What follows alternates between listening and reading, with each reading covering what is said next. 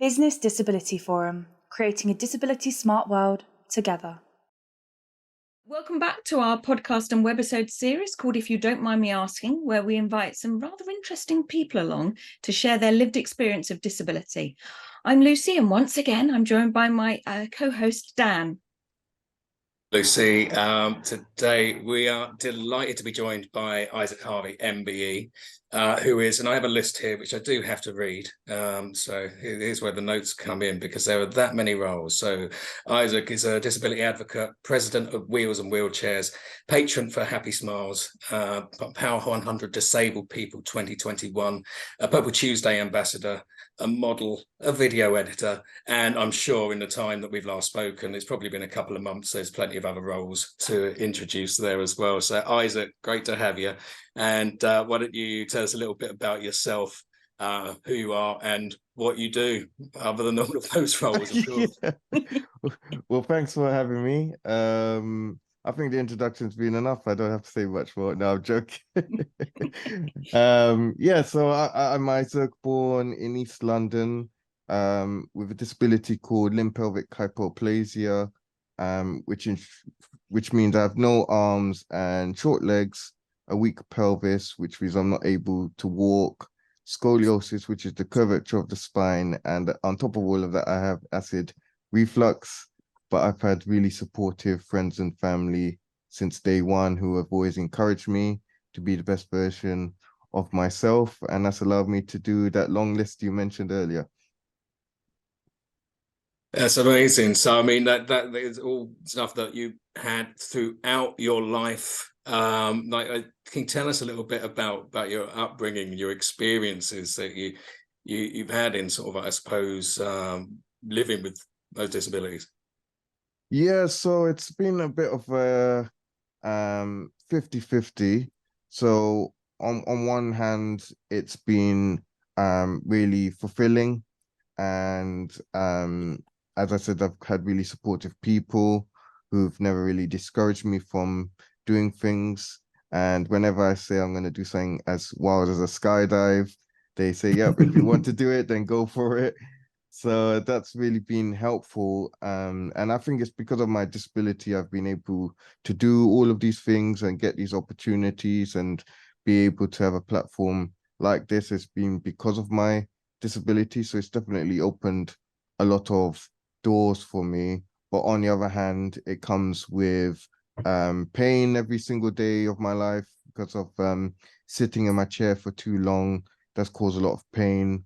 When I was younger, public transport wasn't as accessible as it is now, so I had to get taxis everywhere. And then when I eventually got onto public transport, it was the most terrifying thing I've ever experienced, because my chair would go all over the place, and I said, nope, I'm not using the bus anymore.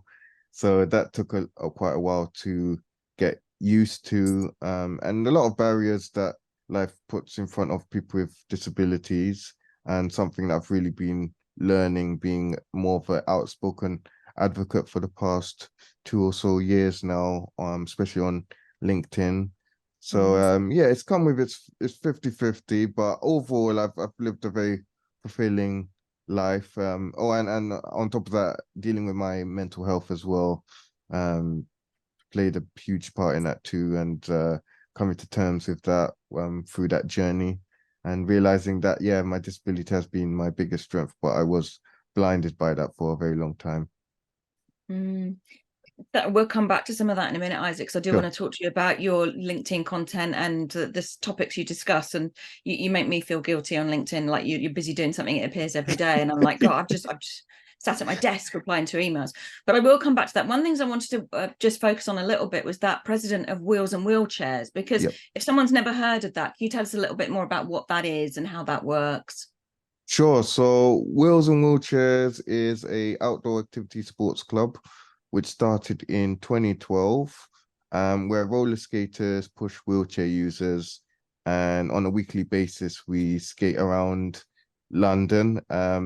On Saturdays, Battersea Park, and then on Sundays, we skate with about between 100 to 200 other skaters on the streets of London, and we take part in fun skates where we well, recently we dressed up in pajamas on a skate, and there's a Santa skate where everyone's dressed up as Santa Claus, and a few other fun skates in between. And then we've also taken part in marathons as well, Istanbul, going to Berlin as well. So yeah, quite a lot of different activities, but it's all good fun. And is it the social aspect or the just getting out there and doing stuff? What was it that brought that together and gave you the idea, or made that come to life, as it were? So so the group started in 2012 after a French group had been doing similar activities in Paris, and for their 10th anniversary, they challenged themselves to skate from Paris all the way to London for the start of the Paralympic Games. So they contacted skaters here because they wasn't sure on the routes on how to get to the stadium, I think it was. And they said, oh yeah, we're bringing wheelchairs and we're going to be on roller skates. And the skaters say, we're thinking, what a weird concept. Like, that's not going to really work. But they said, okay, if you know what you're doing, we can help you out. And then once they had arrived, the skaters were so impressed. They said, yeah, we got to start something here. And that's how Wheels and Wheelchairs was born. And it started taking out people from the hospice at first, and then it's gone to all types of disabilities. And I got involved and heard about it at the end of 2018, after going to Winter Wonderland in Hyde Park. Went on the ice rink in my electric chair, and one of the marshals came up to me and we started talking. And he said, oh, would you be interested in wheelchair roller skating? And I'd never heard of this concept before. So I said, yeah, sure. I've done other adrenaline activities, but never done that before. So yeah, that sounds good. And it's close to home as well, because usually some of these activities have to go abroad, but this is straight in London, so I can get to it. And yeah, kind of went off from there, and I've really enjoyed it ever since. Fantastic. I'm going to come back to that social media stuff now, and just Okay. I know when we had a little chat a few weeks ago, and I know you said you avoided creating like disability related content for quite a while. Now we can't keep you off there, can we? And as I say, you're always doing something, which is fantastic. There's so much new content coming through all the time. But what was it that changed your mind to focusing around disability and using that as a topic, and you kind of, you know, underpinning most of the stuff you talk about? So when I left school, I knew I didn't want to do the 9 to 5.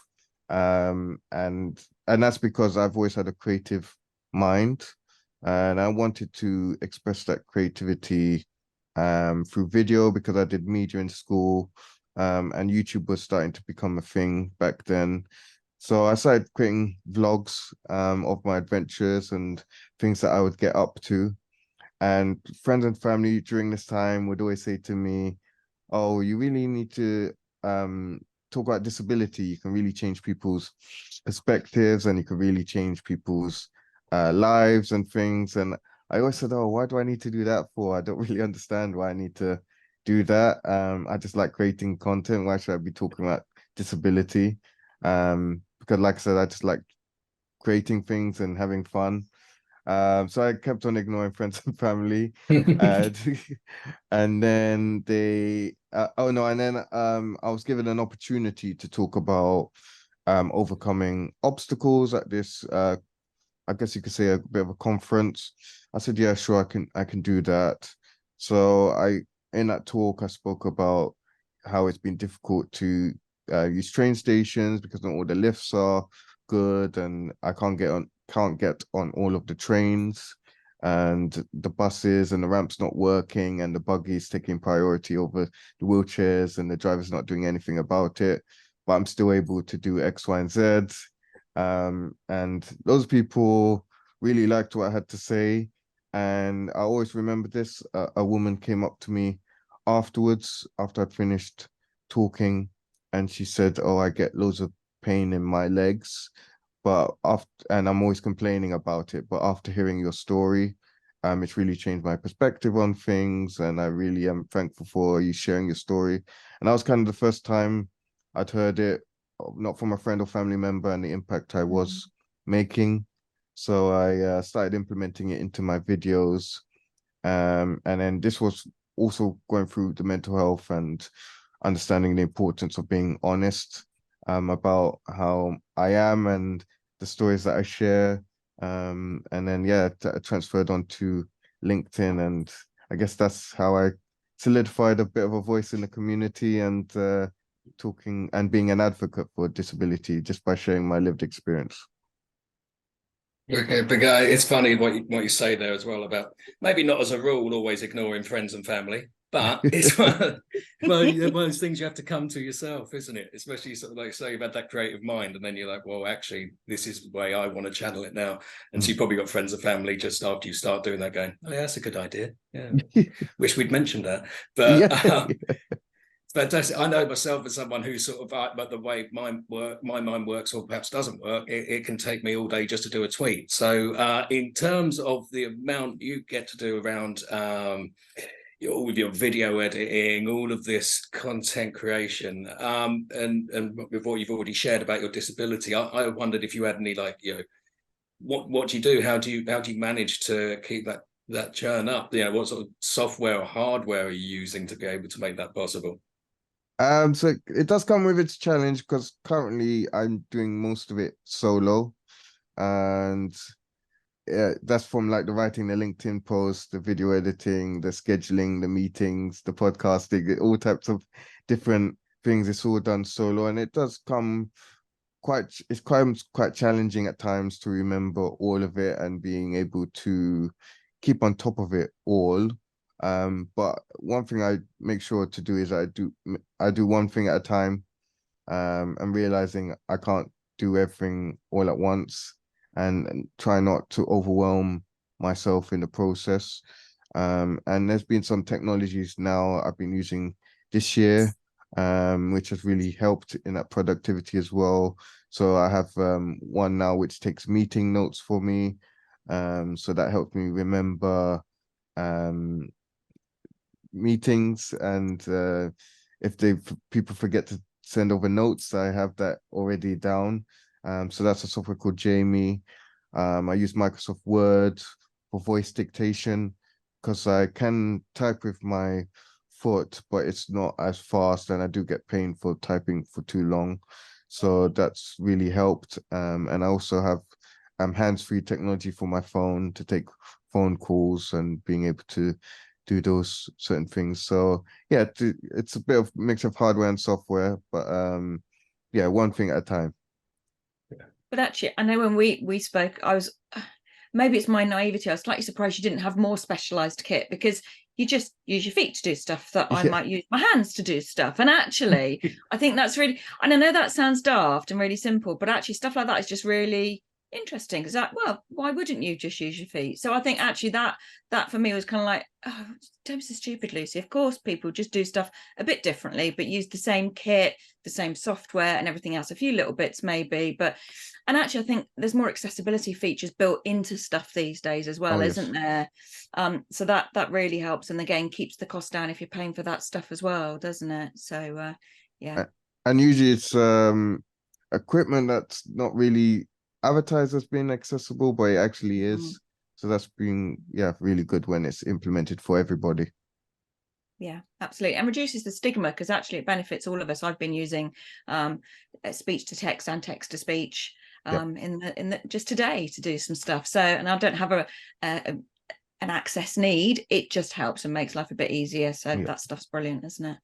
I was going to say to you, one of the things that definitely comes across in your social media is your authenticity and your honesty, not to sort of shock people or anything else. You're just keeping it real, I suppose, isn't it? And being very honest about when it's a good day, when you've had the best day and you've been modeling on the catwalk, or when you've just had a really crummy day, you couldn't get the bus, your carers let you down, or whatever might have been the issue. And actually that is the life of a person with a disability, isn't it? But for you, what are the most sort of frustrating things that you live with on a day-to-day basis? What are the things that are just really get you down when it's really tough? I think the biggest one for me would have to be not having the flexibility to always go out and do something for a long period of time. I mean, I can travel independently into London and probably can do a half day. But if I'm not meeting someone or I go out with someone, it means I'm not able to eat and drink, being able to go to the bathroom, because I can't do that without any assistance. So that can sometimes be very frustrating when I'm free to do something, but because I don't have anyone to come with, I'm very restricted. And that's happened quite a lot. Because at the moment I rely on friends and family to help with that. But really good news. I'm going to be making the call to access to work soon, and Cool. that's going to hopefully make a huge difference in my life and allow me to have that flexibility, and being able to be a bit more spontaneous with life, and keep doing what I'm doing, but in a more productive and enhanced way. But yeah, it does frustrate me currently at the moment. And yeah, it can get me down. It's I know we spoke as well around some of the, I suppose, sort of attitudes as well previously in one of our conversations, Isaac, around how they can sometimes, or may have in the past been a barrier as well. Attitudes in general. Yeah. In terms of sort of like what you've faced. Yeah, I feel, one thing I've really noticed when it comes to attitude, and there's a bit of, I have to be a bit defensive on some of it of what I'm about to say, but the attitude of not seeing the importance of accessibility, and it being something that can affect everybody, because the amount of stories that people share regarding going for a job, or stores not being very accessible, like there's not enough room to get around, and people not doing web accessibility correctly. But at the end of the day, if they were to get that correct, it's only helping your business or yourself do better, but also realizing that anyone at any given time can get a disability. So the attitude of it not being at the forefront of every conversation and why it's so important still baffles me, being an advocate in the space.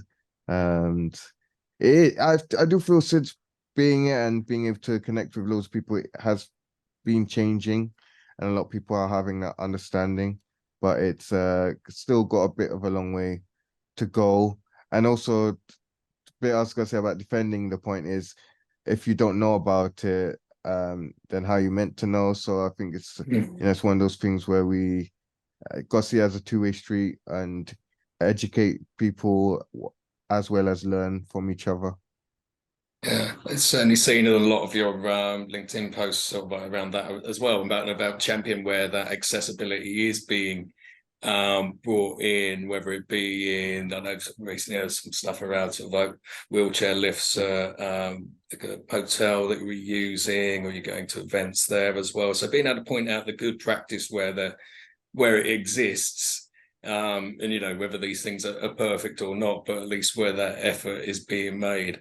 I know there could be quite a lot of noise around all of that as well, especially as soon as you start to touch on social media, or you probably get that quite a lot, just as in, again, the amount of times you're either putting yourself out there as well, in terms of whether it's LinkedIn or any of the social media, that there's lots of voices, I suppose, in both directions as well, as soon as you put yourself out there. Oh yes, definitely. It's all types of opinions whenever I put any sort of posts up. But yeah, I do like to highlight the good, because I think that's sometimes overlooked. And negative always gets the most attention. So I'd like to showcase what is out there, and what happens when you do it correctly, that you get good customer experiences, and you get more people wanting to come and support your business if you're doing so. So, showing the good is only helping a lot of people understand the benefits of it.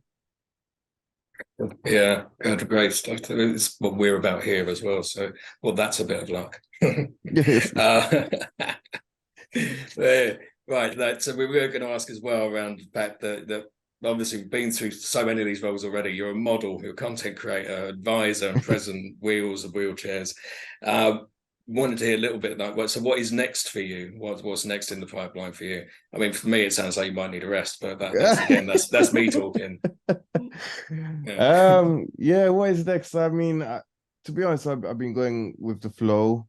And yeah, so most of the things nowadays, it's like I never knew really existed or I'd ever get myself involved in. So I'm kind of going with the flow. But I think the biggest one next is I'm going to be collecting my MBE in November. Nice. The next one, I'm going to be collecting my MBE. Yeah. Go on. Who are you going to take to that one? Who's got the pride of place as your +1 for that? So I've got a +3, so I can take That's 3 brilliant. Yeah. So quickly put Lucy on mute. Yeah. So definitely it has to be my mum. Yeah. She's definitely helped me to get to where I am today.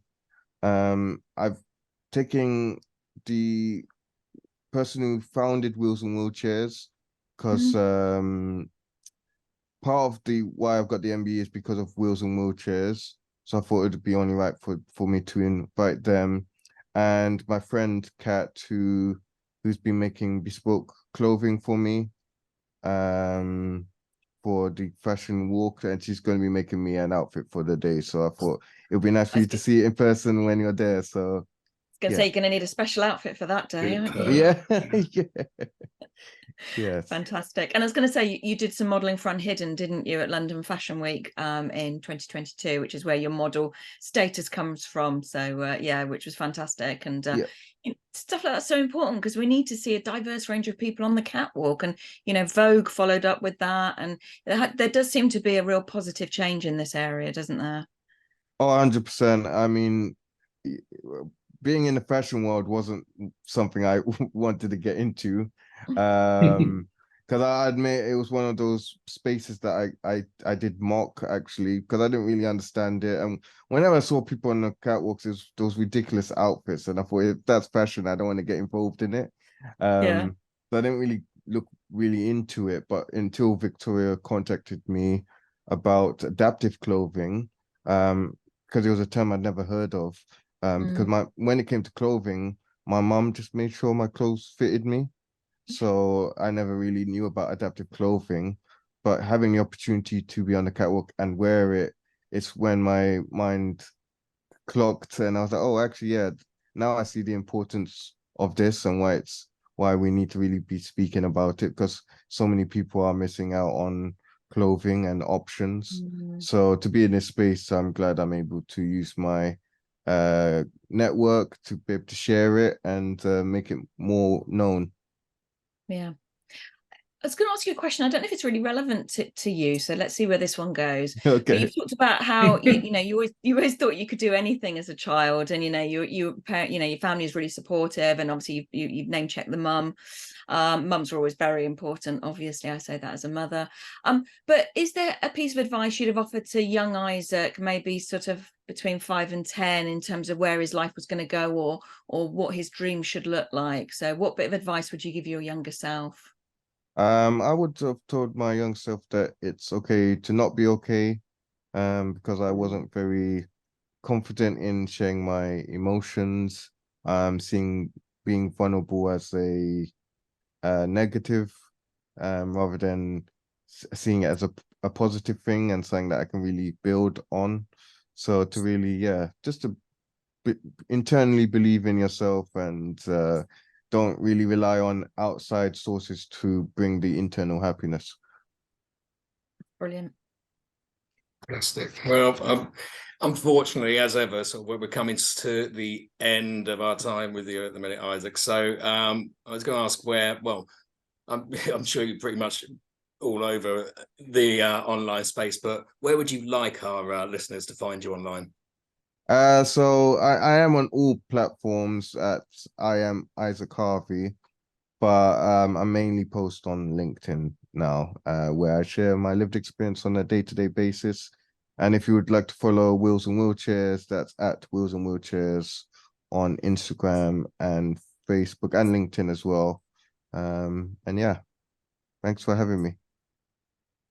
You're ever so much, Isaac. It's been fantastic for us. So thanks both from Lucy and myself. And I'm sure we will be back for another episode soon. Thanks, everyone. Bye-bye. Thank you for listening. You can find future episodes on major streaming platforms. Search Business Disability Forum or at businessdisabilityforum.org.uk and search podcasts. You can also watch the series on our YouTube channel. Search for Business Disability Forum. Please do share and leave us a rating. Business Disability Forum is the leading business membership organisation in disability inclusion. We work in partnership with business, government and disabled people to remove barriers to inclusion. businessdisabilityforum.org.uk